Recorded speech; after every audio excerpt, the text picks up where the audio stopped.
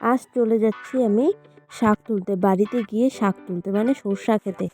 দেখো যতদিন তাকাবে তোমরা সর্ষা খেতে দেখতে পারবা। আর আমি কি শাক তুলছি দেখতে হলে পুরো ভিডিওটা স্কিপ না করে দেখতে থাকো।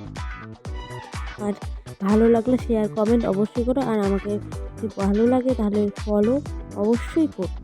আর দেখো যত দূর তাকাবে সব সর্ষা ক্ষেত, হলুদ আর হলুদ। আর ওই দেখো মা শাক তুলছে, ছেলে দাঁড়িয়ে আছে।